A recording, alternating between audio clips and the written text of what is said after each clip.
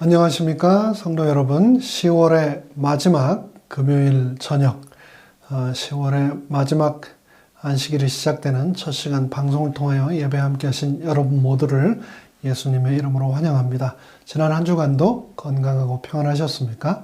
오늘은 마가복음 5장을 본문으로 옷깃만 스쳐도 라고 하는 제목으로 이 시간 성령님의 인도하심을 모시겠습니다. 함께 말씀을 펼치기 전에 잠시 머리 숙여 기도하겠습니다. 하늘에 계신 저희들의 아버지 하나님, 지난 한 주간 정말 전쟁터 같은 치열한 삶의 현장 속에서 굽이굽이 우리와 함께 하시고 지켜주셨다가 이제 축복의 안식의 시간 속으로 우리들을 불러 모아주시고 또 감싸주시니 그 은혜를 인하여 감사드립니다. 세상의 모든 근심과 걱정을 내려놓고 말씀을 통하여 친히 내 마음속에 말씀해 주시는 아버지 하나님의 음성을 반드시 듣는 축복의 시간 될 수 있도록 이 시간 성령님 함께하여 주시옵소서. 예수님의 이름으로 간절히 기도드리옵나이다. 아멘. 일전에 제가 한번 읽었던 좋은 글이 있어서 먼저 소개해드리며 말씀을 시작하겠습니다. 1년이 얼마나 소중한지 알고 싶다면 재수생에게 물어보라. 한 달이 얼마나 소중한지 알고 싶다면 미숙아를 낳은 어머니에게 물어보라. 일주일이 얼마나 소중한지 알고 싶다면 주간지 편집장에게 물어보라. 하루가 얼마나 소중한지 알고 싶다면 오늘 일당을 놓친 일용직 노동자에게 물어보라. 그리고 또 1시간이 얼마나 소중한지 알고 싶다면 연인에게 1시간째 바람 맞고 있는 사람에게 가보라. 1분의 소중함을 알고 싶다면 방금 열차를 놓친 사람에게 물어보고 1초의 소중함을 알고 싶다면 간발의 차로 사고를 피한 운 좋은 사람에게 가라. 그리고 0.1초의 소중함을 알고 싶다면 100m 달리기에서 은메달을 딴 사나이에게 가보라. 에베소 5장 16절에서 그래서 세월을 아끼라, 때가 악하니라 라고 하는 말씀을 하지 않으셨나 싶습니다. 오늘은 매 순간 시간들 속에서 수많은 인연을 살아가는 우리들에게 그 인연이 어떤 때는 또 어떤 이들에게는 어제와 똑같은 오늘, 그리고 오늘과 똑같은 의미 없이 지나가는 내일로서 소중함을 전혀 모른 채 무의미한 채 지나갈 수도 있는 그런 시간이지만 누군가에게는 인생을 되바꾸어 놓는 터닝 포인트가 되기도 하는 순간, 시간이 되기도 하는데 오늘의 본문 마가복음 5장을 통하여 그 순간 단 한 번의 만짐으로 육신의 치료뿐 아니라 영생까지 얻게 된 한 여인의 스토리를 나누도록 하겠습니다. 먼저 본문의 말씀을 읽겠습니다. 마가복음 5장 25절부터의 말씀입니다. 12해를 혈루증으로 앓아온 한 여자가 있어 많은 의사에게 많은 괴로움을 받았고 가진 것도 다 허비하였으되 아무 효염이 없고 도리어 더 중하여졌던 차이에 예수의 소문을 듣고 무리 가운데 끼어 뒤로 와서 그의 옷에 손을 대니 이는 내가 그의 옷에만 손을 대어도 구원을 받으리라 생각함일러라. 이에 그의 혈루 근원이 곧 마름의 병이 나은 줄을 몸에 깨달으니라. 예수께서 그 능력이 자기에게서 나간 줄을 곧 스스로 아시고 무리 가운데 돌이켜 말씀하시되 누가 내 옷에 손을 대었느냐 하시니 제자들이 여짜오되 무리가 애워싸 미는 것을 보시며 누가 내게 손을 대었느냐 물으시나이까 하되 예수께서 이 일을 행한 여자를 보려고 둘러보시니 여자가 자기에게 이루어진 일을 알고 두려워하여 떨며 와서 그 앞에 엎드려 모든 사실을 여쭈니 예수께서 이르시되 딸아 너의 믿음이 너를 구원하였으니 평안히 가라. 너의 병에서 놓여 건강할지어다. 여러분 액자 소설이라고 하는 말을 아시나요? 하나의 이야기 속에 또 다른 이야기가 들어있는 그런 패턴의 소설을 우리는 액자 소설이라고 합니다. 마가복음 5장은 예수님이 거라사에 가셔서 군대 귀신 들린 사람의 귀신을 쫓아내 주시고 다시 가버나움으로 돌아오실 때에 회당장 야이로라고 하는 사람의 딸을 고쳐주시러 가던 길에 일어난 사건입니다. 주요한 사건도 이야기도 아니고 그냥 끼어들어 있는 이야기, 주인공도 아니고 심지어 이름조차도 기록되지 않은 한 여인의 이야기가 바로 오늘 본문에 등장합니다. 병든 환자에게 가장 큰 소망이 있다면 빨리 건강을 회복하는 것입니다. 오늘 이 세상에는 과학과 문명이 고도로 발달했지만 갈수록 질병으로 고생하는 사람들이 증가하고 있습니다.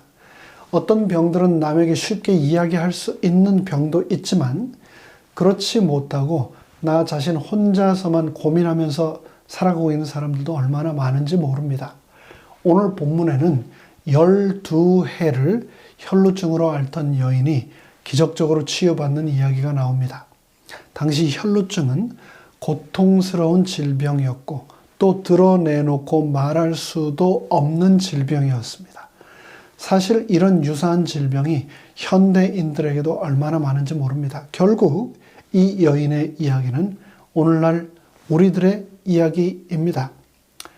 25절에서 12해를 혈루증으로 앓았다라고 했는데요.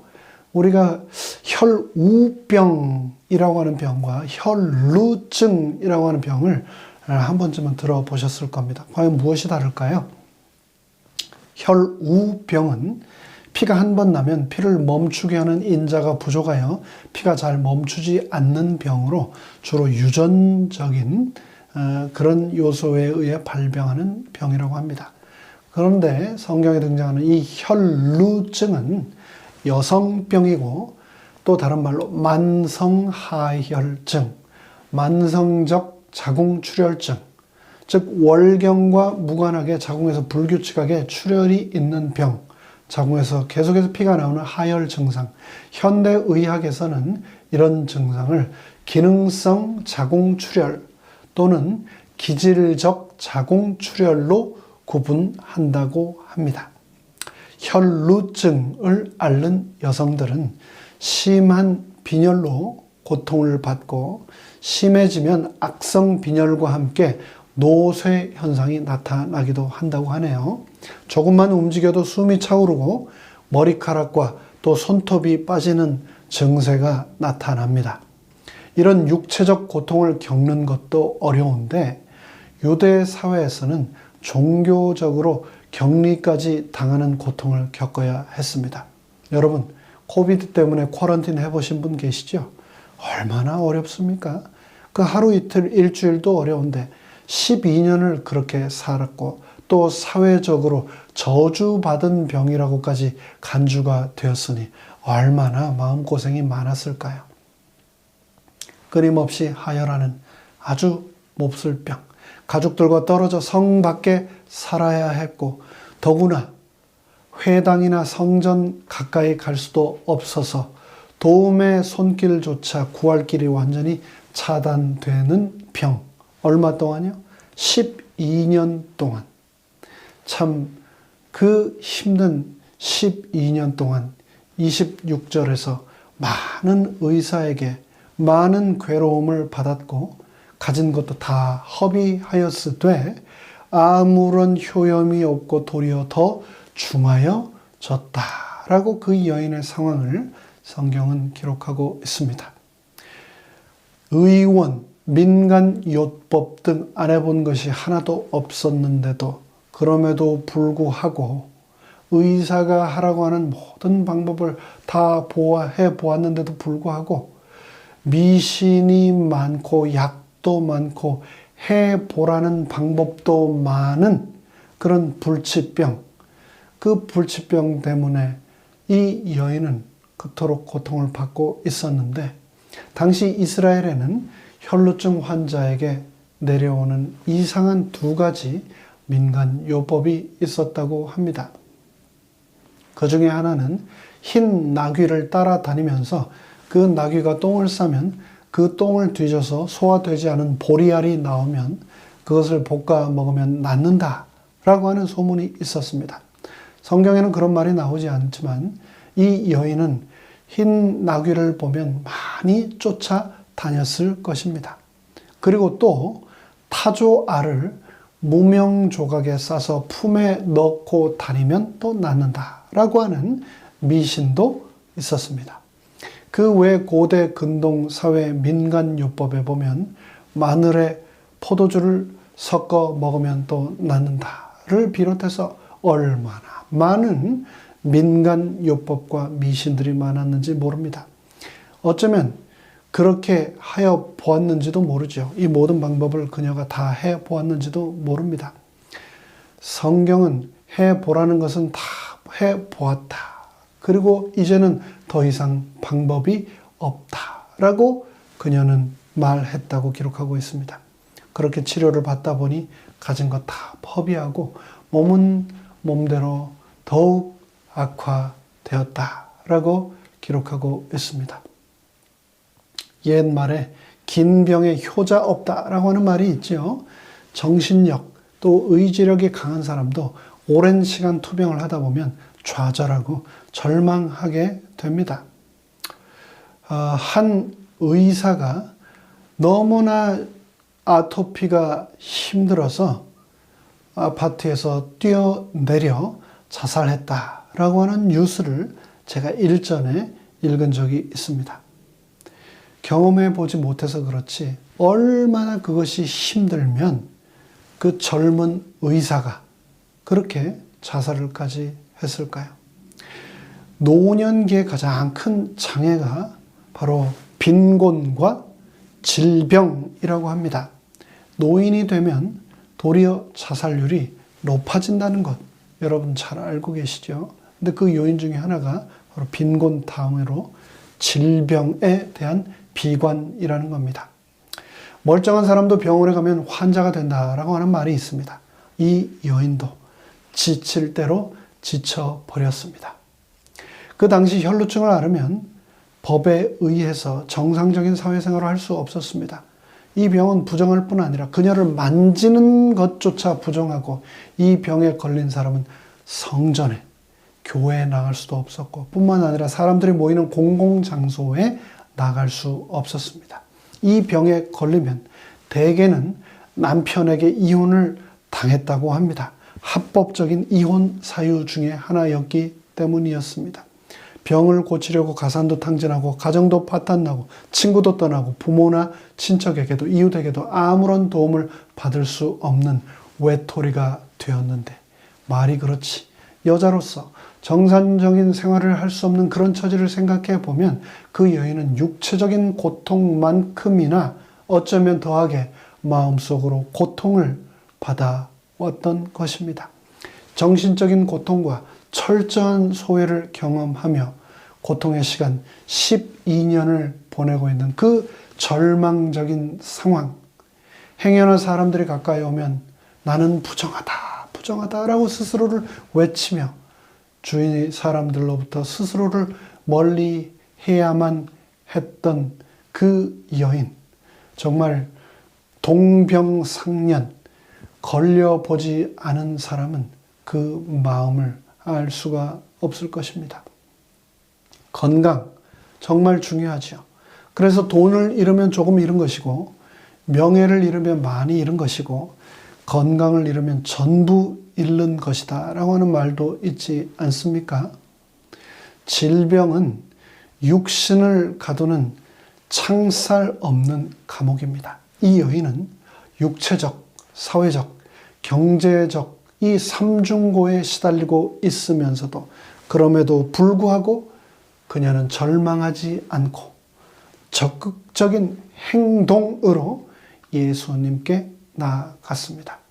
27절에서는 예수의 소문을 듣고 무리 가운데 끼어 뒤로 와서 예수님의 옷에 손을 대었다라고 말을 하고 있는데 예수님의 옷에 손을 대었다는 이 말은 옷의 가장자리, 끄트머리, 옷을 계속 잡고 있던 것이 아니라 단 한 번 스치듯이 옷가에 손을 댄 것입니다. 분명히 이 여인은 예수님의 옷만 만져도 예수님을 스치기만 해도 나을 것이라고 하는 믿음이 있었음을 알 수 있습니다. 28절에 이는 내가 그의 옷에만 손을 대어도 구원을 받으리라 생각함일러라 라고 성경은 분명히 기록하고 있습니다. 그렇습니다. 그녀는 순전하고도 결사적인 믿음을 가지고 있었습니다. 구원을 받을 것이다 믿었습니다. 옷에만 손을 대어도 구원을 얻을 거야 라고 스스로 계속해서 되뇌었다는 겁니다. 이것이 이 여인의 믿음을 적극적인 행동으로 옮겨 나가게 한 것입니다. 그렇습니다. 내가 돌에 맞아 죽더라도 예수를 만나야 하리라. 근데 이 여인의 이 믿음의 근본적인 힘은 도대체 어디에서 온 걸까요?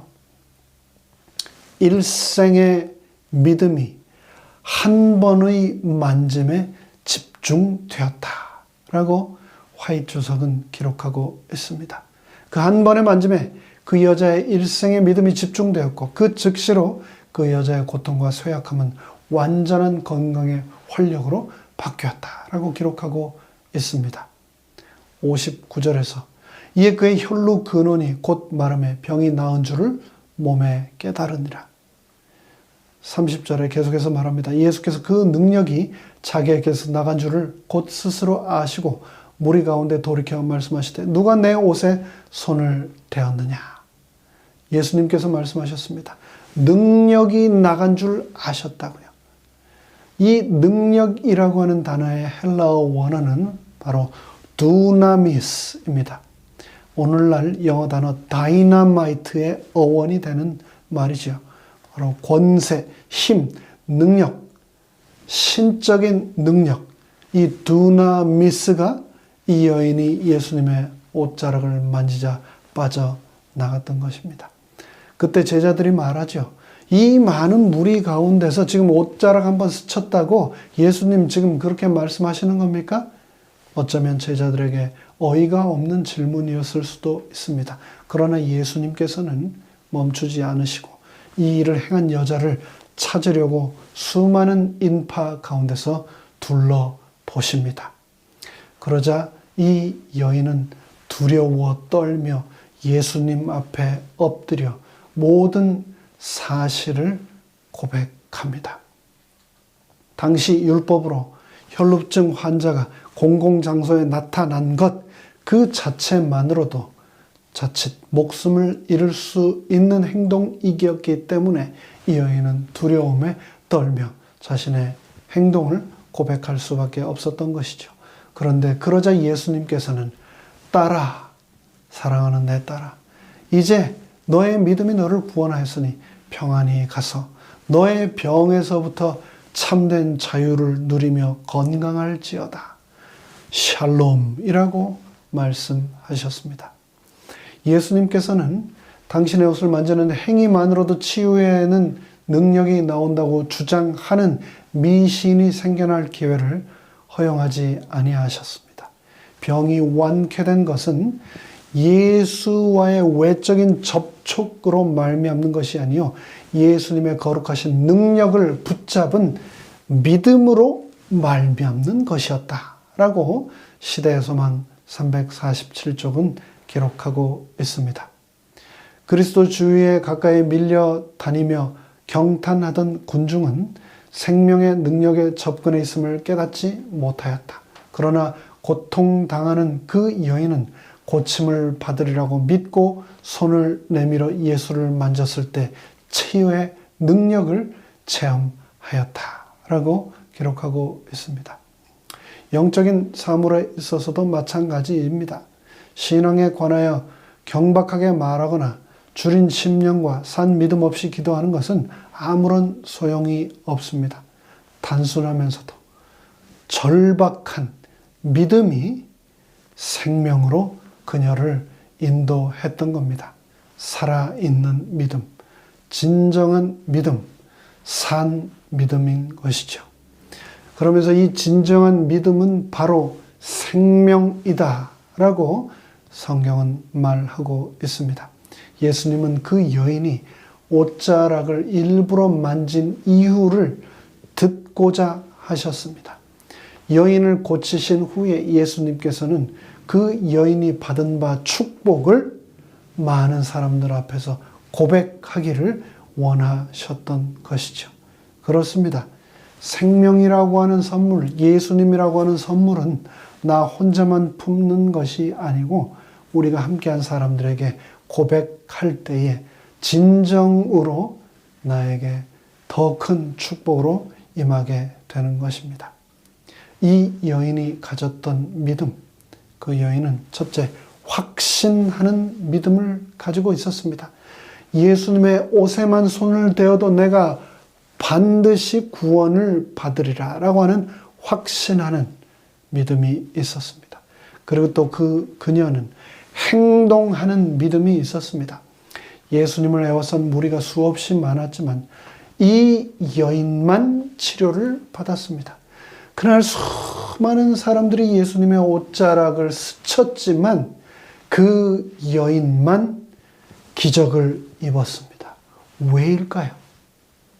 그녀는 확신이 있었기 때문입니다.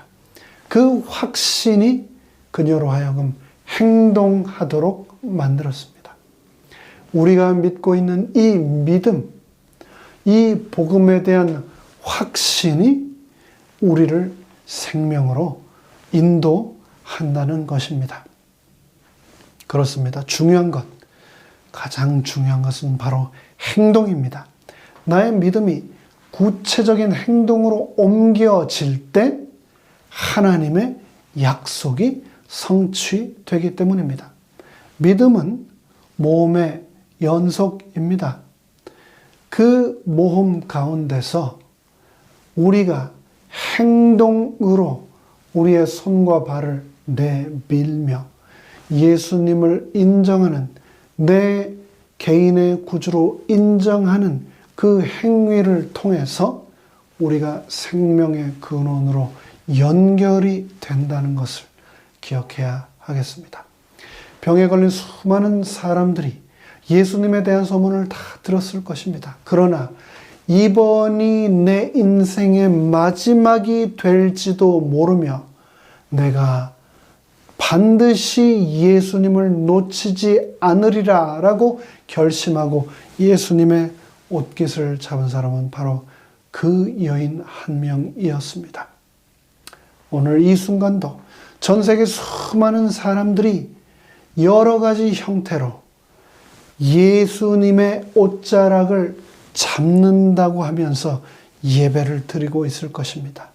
오프라인으로, 온라인으로, 교회에서 또 책자로 수많은 사람들이 예배를 드리고 있습니다. 그러나 예수님을 만나리라, 예수님의 옷깃을 반드시 붙잡으리라 라고 하는 열정을 가지고 오늘 말씀을 통해 하나님께서 내게 주시는 그 뜻을 내가 분명히 받고야 말리라 라고 하는 간절한 마음으로 2000년 전 그 여인처럼 예배를 드리는 그런 예배자는 얼마나 될까요? 예수님을 그냥 스쳐 지나갔던 수많은 군중들과 같이 그냥 오늘도 그냥 어제와 같이 드렸던 예배로 단순하게 반복이 된다면 기적을 경험하지 못하고 그날 예수님을 스쳐 지나가던 수많은 군중과 우리는 다를 바가 없게 될 것입니다. 똑같은 시간, 똑같은 장소에 있다고 모두 다 동일한 시간을 보내는 것이 절대 아닙니다. 헬라어에서는 시간이라고 하는 단어가 두 가지가 있습니다. 첫째는 크로노스, 또 다른 하나는 바로 카이로스라고 하는 단어인데요.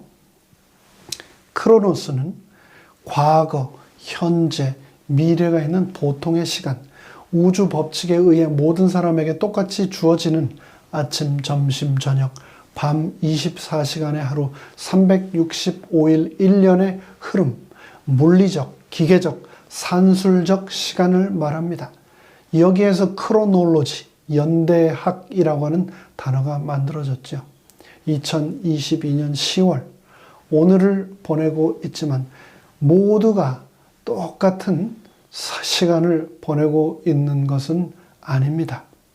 돈 많은 사람이나 가난한 사람이나 많이 배운 사람이나 못 배운 사람이나 한국에 사는 사람이나 이곳 미국에 사는 사람이나 누구에게나 똑같이 주어지는 24시간의 시간, 그것이 바로 크로노스의 시간입니다. 그런데 이 크로노스와는 달리 카이로스라고 하는 시간은 완전히 다른 시간입니다. 특별한 시간, 특별한 사람들에게만 특별한 의미가 부여되는 시간, 능동적이고 역동적인 시간, 하나님을 만나는 시간, 특별한 시간에 참석해서 은혜 받고 깨닫고 변화되고 병 고침을 받는 시간이 바로 카이로스의 시간입니다. 2000년 전 그날 예수님을 만났던 수많은 사람이 있었지만 예수님을 만나 옷자락에 손을 대고 예수님의 능력을 끌어내어 병 고침을 받았던 12해 혈루증을 앓았던 여인이 고침받았던 그 시간은 카이로스의 시간입니다. 옛날 한국의 한 선전에서 순간의 선택이 10년을 좌우한다라고 하는 LG전자 구금성사의 백조 세탁기 광고를 여러분 기억하실 겁니다. 그렇습니다. 순간의 선택도 10년을 좌우합니다. 그 광고 카피로 LG는 세계적인 기업으로 도약하였습니다. 지금 이 순간도 마찬가지입니다. 흘러가는 한순간으로 지금 이 시간을 보내버리는가? 아니면 하나님의 음성을 듣고 깨닫고 체험하는 시간으로 맞아들일 것인가? 교회까지 몸은 오지만 그리스도와 접촉하지 않은 채 예수님의 옷깃조차도 스치지 않고 떠나는 사람들이 얼마나 많은가요? 좌석에 앉고 찬미를 함께 마지막 절까지 하고 생명의 말씀을 들을지라도 생명이신 그리스도를 접촉하지 않은 채 예배를 떠나는 사람들이 얼마나 많은지요. 시대소망 347쪽은 말합니다. 진정한 믿음은 생명이다 라고 말합니다. 몰려다니는 군중이 되기를 원하십니까? 아니면 생명을 갈급하며 한 번의 만남에 집중하는 오늘 본문의 이 여인이 되고 싶으십니까? 버튼 브레일리의 최고의 시는 아직 쓰여지지 않았다라고 하는 이 시를 소개해 드리겠습니다. 최고의 시는 아직 쓰여지지 않았다. 최상의 집은 아직 지어지지 않았다. 최고봉은 아직 정복되지 않았다. 최대의 강에 아직 다리는 놓이지 않았다. 그러므로 두려워 말고 초조해지도 말라. 약한 마음을 먹지도 말라. 기회는 이제 막 도래하고 있다. 최고의 일은 아직 시작되지 않았다. 최고의 작품은 아직 완성되지 않았다. 저는 이 시의 주인공이 바로 여러분이라고 믿습니다. 여러분의 최고의 날은 아직 오지 않았습니다. 그러므로 하나님의 자녀로서 영향력 있는 삶을 살겠다고 하는 비전을 가진다면 어제보다 오늘 더 열정적으로 살아 더 나은 미래를 만들어 가야 하지 않을까요? 옷깃을 스치면 10년의 인연이라고, 또 살결을 스치면 100년의 인연이라고 말하죠. 마음을 스치면, 그러나 우리가 예수님을 만나 그분의 마음을 스치면, 그분을 만나면 영원한 인연을 가지게 된다고 성경은 말하고 있습니다. 오늘 예수님의 옷자락을 반드시 만짐으로, 그리스도를 만남으로 우리 모두 영생을 소유하게 되기를 간절히 바라며 말씀을 마칩니다.